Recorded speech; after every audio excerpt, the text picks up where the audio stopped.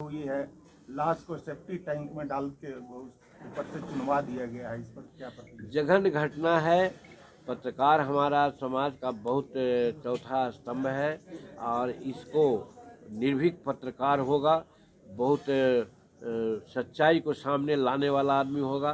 तो जानबूझ कर के जो डिसग्रंटल लोग हैं, दुष्कर्मी लोग हैं, उनकी हत्या क्या है, इसको हम जितनी भी भर्त्सना करेंगे वो कम है। उसके परिवार को निश्चित रूप में वो सरकार हर तरह से सपोर्ट करे, कंपनसेशन दे, उनके बाल बच्चों को सरकारी नौकरी दे, ये हम मांग करते हैं। और जिसकी हत्या हुई है उसकी उच्च स्तरीय जांच भी हो। सर, दिल्ली चुनाव में क्या होने वाला है सर? आप देखिए, दिल्ली की बात हम चूँकि आपको पहले भी बोल चुके हैं कि जब हम पार्लियामेंट के मेंबर हैं, वहाँ भारत सरकार के मंत्री हैं, तो बहुत नज़दीक से दिल्ली को हम देख रहे हैं। दिल्ली के आम लोग, उन लोगों का जो संस्था, खास करके केजरीवाल साहब का एक पर एक जो नारा दे रहे हैं लुभावन, लेकिन पिछला नारा का याद दिलाना नहीं है। अभी नारा दे रहे हैं कि ये करेंगे वो करेंगे, लेकिन पिछला उन्होंने जो कहा था उसको एक भी पूर्ति नहीं किया है। तो वहाँ की जनता इसको मजाक समझ रही है, इसलिए वहाँ एनडीए की सरकार बनेगी, काफ़ी बहुमत से वहाँ की सरकार बनेगी। और केजरीवाल प्लस अन्य लोग हैं उनको लोग दरकिनार करेंगे। ऐसी तरह के हैं, कांग्रेस और आप एक होकर के लड़ता तो एक बात भी थी, दोनों अलग अलग हो गए हैं। तो आप समझ सकते हैं ऐसी वो चिताने पड़ गए हैं। और बीच में एनडीए की सरकार, एनडीए के लोग एक होकर के वहाँ चुनाव लड़ रहे हैं, सब जीतेंगे। सर, मोदी जी कह रहे हैं कि हमने अपने लिए शीश महल नहीं बनवाया कभी, केजरीवाल जी पर तंज कस रहे अब हैं। किस पर कर रहे हैं, ये तो ऐसा व्यंग्यात्मक बात है, तो भाई हम व्यंग में तो नहीं जाने चाहते हैं, लेकिन इतना तो जरूर हम कहेंगे कि मोदी जी के लिए समूचा भारत की जनता परिवार है। और भारत की जनता गरीब जिसको बेसहारा है, जिसको मकान नहीं बना उसको बना रहे हैं, अपना तो कुछ नहीं बनाए।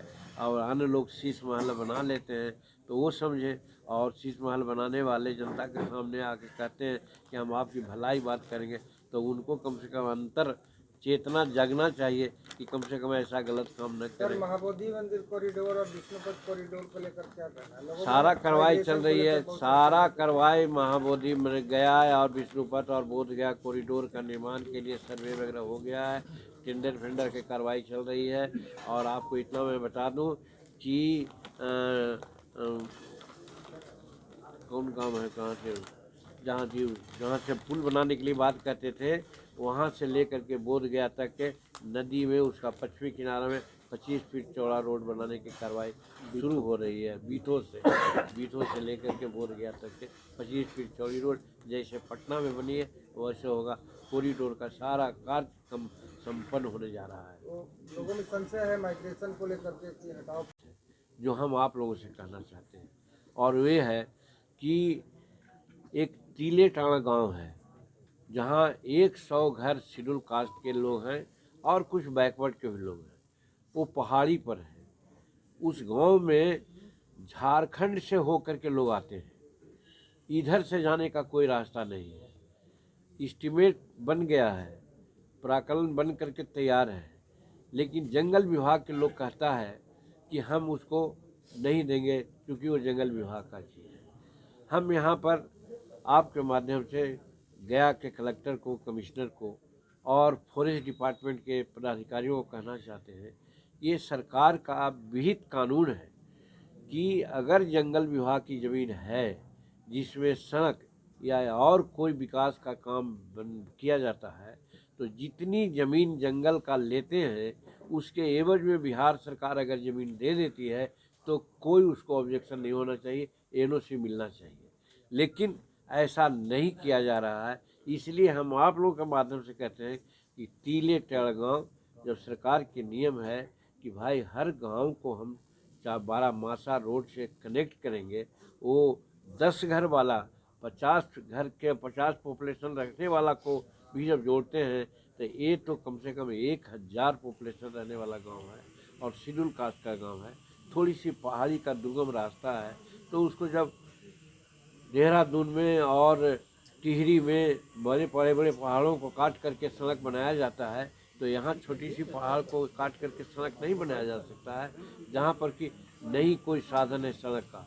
और सड़क के साधन के न रहने से वहाँ पर प्राथमिक विद्यालय नहीं है, स्वास्थ्य का कोई उन लोगों का ये नहीं है। वो लोग जब बीमार पड़ते हैं तो भगवान भरोसे होते हैं, रास्ते में लोग मर जाते हैं, बच्चे पढ़ते नहीं हैं।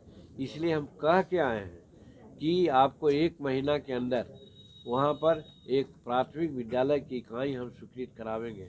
आप लोगों के माध्यम से यहाँ के जिला शिक्षा पदाधिकारी को, जिला के कलेक्टर को, कमिश्नर को कहना चाहते हैं कि विशेष परिस्थिति में अभी वहाँ पर अगर किराया पर भी मिले तो 2 गो मास्टर भेज करके वहाँ 100 घर के रहने वाले लोगों को कम से कम ऐसा मुहैया करावें कि बच्चे वहाँ लोग पढ़ें।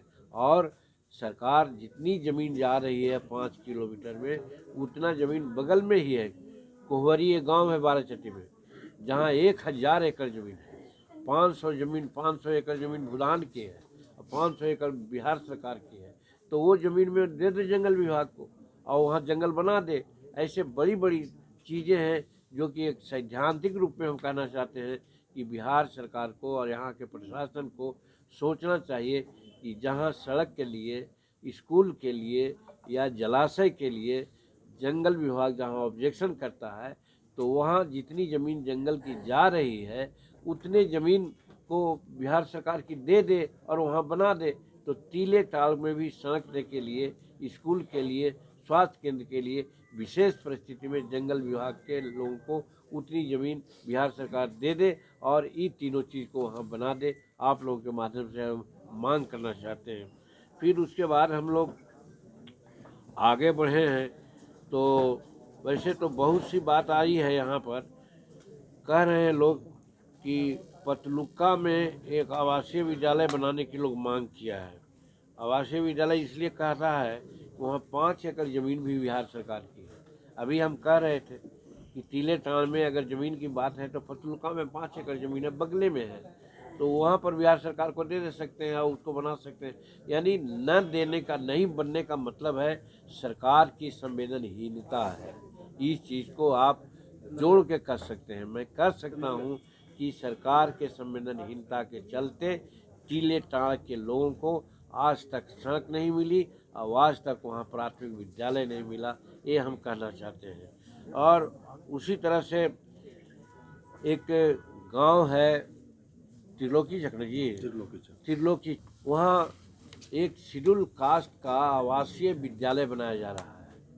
बहुत अच्छी बात है, शेड्यूल कास्ट डोमिनेटेड इलाका है, लेकिन इतना घटिया किस्म का बनाया जा रहा है कि लगता है 3-3 फीट पर रड दिया जा रहा है, जबकि 9 इंच पर देना चाहिए, लेकिन 3-3 फीट पर। हमारा प्रतिनिधि टुट्टू खां उसके लिए रखे हुए हैं, लिखे हुए हैं, दिए हुए हैं भी लोग, हाँ फोटो दिए हैं कि ये सब 3-3 फीट पर है और उस पर अभी तक कोई कार्रवाई नहीं किया गया है।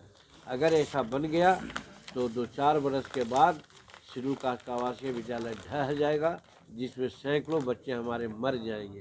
तो इसीलिए हम सेहरा साहब बैठे हुए हैं 4 साल से हमारे पटना में, शेड्यूल कास्ट का सेक्रेटरी हैं, वो किसी भी कलम चलाते हैं वहाँ सेक्रेटेरिएट में, उनको फुर्सत नहीं है ये सब चीज़ देखने का। उनके नज़रों में आपके माध्यम से देना चाहते हैं कि सेहरा साहब सिर्फ पटना का कुर्सी मत सोहा कीजिए, आप ज़रा ऐसे ऐसे जगहों पर देखिए या दिखवाइए, ताकि हमारे बच्चे आगे जा कर के मरे नहीं, दुर्घटनाग्रस्त नहीं हो। और वो ठेकेदार निश्चित है कि कमीशन दिया होगा, तब चुपचाप इस तरह से बनाने देने का इजाज़त दिया जा रहा है, जिसमें उनका भी लाभ मिला होगा।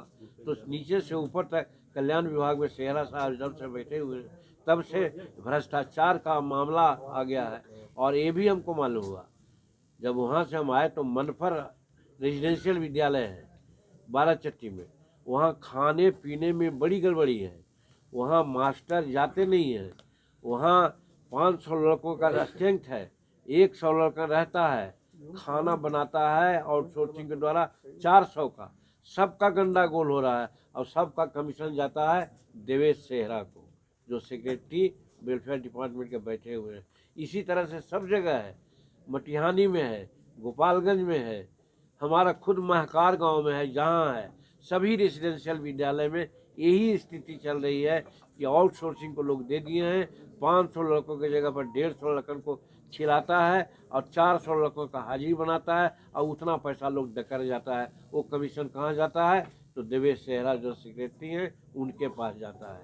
तो इसलिए बिहार के मुख्यमंत्री को हम सचेत करना चाहते हैं कि आप एक शेयर अफसर को 4 बरस से बैठा करके आप शेड्यूल कास्ट के तो नया वर्ष 2025 के लिए आप लोगों के माध्यम से गया के मतदाताओं को और बिहार के आम जनता को और भारत सरकार के मंत्री होने के नाते भारत सरकार के सभी जनता को शुभकामना देते हैं 2025 का।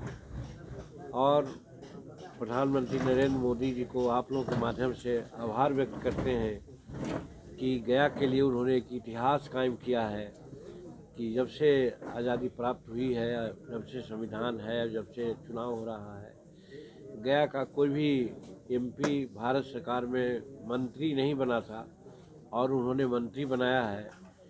और गया के लोगों की बड़ी अपेक्षाएं थी और गया के लोग जो चुनाव में हमको वोट दिया था, यही समझ के वोट दिया था कि हम एमपी को वोट नहीं दे रहे हैं, हम एक मंत्री को वोट दे रहे हैं। और गया के आम जनता की जो अपेक्षाएं थी उसके अनुरूप हमारे नरेंद्र भाई मोदी जी जो एनडीए के नेता हैं, उन्होंने हमको केंद्र में मंत्री बना के एक अहम विभाग दिया है।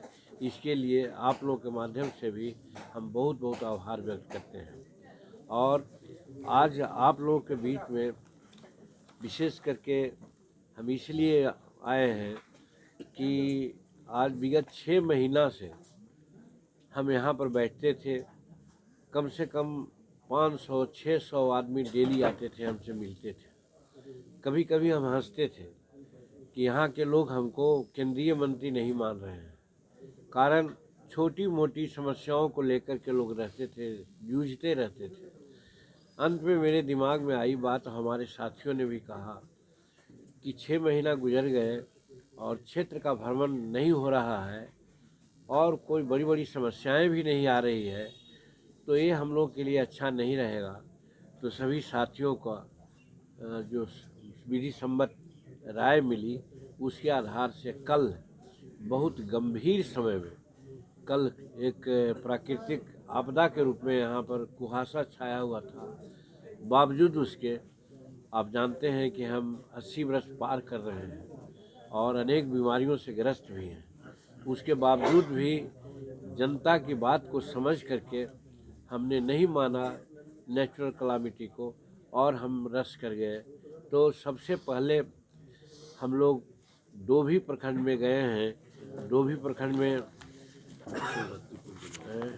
शिवरत्तीपुर एक गांव है बजौरा पंचायत में, उस गांव में हम गए और उस गांव में एक आदमी की मृत्यु हो गई थी ट्रैक्टर से। ट्रैक्टर ने धक्का उनको मार दिया था और मृत्यु हो गई थी। और मृत्यु हुए कम से कम 1 महीना हो गया था और उसके बाद भी आज तक उसको किसी प्रकार की कोई राहत नहीं मिलने की हमको सूचना मिली थी। तो सबसे पहले हम उस गांव में गए और जाके उस गांव में देखा तो सही देखा, वहाँ पर वीडियो आए और 1-2 लोग थे। हमने कहा कि अगर ये रोड जाम कर देता तो तुरंत ही आप लोग इसको अंत्येष्टि के लिए भी देते, पारिवारिक लाभ के भी देते, या दुर्घटनाग्रस्त हुआ तो ट्रांसपोर्ट से संबंधित बातें होती है वो भी देते। तो खैर और सब बातों की बात तो मैं नहीं कहता, लेकिन कम से कम पारिवारिक लाभ तो मिलना चाहिए था, वो नहीं मिला। तो उनको वीडियो को आदेशित दे करके और कुछ अपने तरफ से भी आर्थिक सहायता दे करके वहाँ से आगे बढ़े हम लोग। अब आगे बढ़ने के बाद सीधे हम लोग चले गए शिवगंज 12चट्टी में पड़ता है, एक बाज़ार है और वहाँ पर एक एडिशनल हेल्थ सेंटर है जो सामुदायिक भवन में चलता है, बहुत पहले से चल रहा है। वहाँ पर बैठे सैकड़ों लोग जुट गए, नर नारी बच्चे सब लोग। उन लोगों से हम लोगों ने जो बातें की उसमें 2-3 बातों की चर्चा उन लोगों ने किया हमारे सामने। सबसे पहले तो ये बात किया, विद्या विहार आवासीय विद्यालय 29 वर्षों से आपके बच्चों को शिक्षा, खेल और सांस्कृतिक रूप से समृद्ध कर रहा है। बिहार के पूर्णिया में स्थित हमारा 40 एकड़ का हरा भरा परिसर और 27 एकड़ का खेल मैदान एक ऐसा वातावरण प्रदान करता है जहां विद्यार्थी न केवल पढ़ाई में बल्कि हर क्षेत्र में आगे बढ़ते हैं। सत्र 2025 से 26 के लिए कक्षा 4 से 8 एवं 11 में नामांकन के लिए संपर्क करें 8448448720 वेबसाइट www.vvrs.org। पैनोरमा ग्रुप, जो सोचता है वो करता है। ये लो मुंह मीठा करो, आज मैंने अपना जॉब छोड़ दिया। अब हम पूर्णिया वापस जाएंगे। जॉब छोड़ दिया है? मतलब ये घर कैसे चलेगा? हम करेंगे क्या? और माँ बाबूजी क्या बोलेंगे? इसलिए मैं एक और मिठाई का डब्बा लाया। अपने बिजनेस के लिए लोन अप्रूव हो गया। अरे लोन अप्रूव हो गया वो तो ठीक है, लेकिन पूर्णिया में हम रहेंगे कहाँ? अपना घर भी तो नहीं है वहाँ। इसलिए तो एक और मिठाई का डब्बा अलग से लाया हूँ। हमने पूर्णिया में घर ले लिया है, पूर्णिया के ई होम्स पैनोरमा में। पूर्णिया में पैनोरमा ग्रुप लेकर आए हैं ई होम्स पैनोरमा। बड़ा घर, आलीशान जिंदगी और अत्याधुनिक सुविधाओं के संग। अरे अरे, अब क्यों मुंह मीठा करवा रही हो? क्योंकि हम घर वापसी जो कर रहे हैं। घर वापसी की खुशी पूर्णिया में ई होम्स पैनोरमा के संग। E homes panorama, luxurious lifestyle redefined. Bharatiya Janata party का सदस्य बनने के लिए 8800002024 पर मिस्ड कॉल करें। निवेदक, भारतीय जनता पार्टी, बिहार।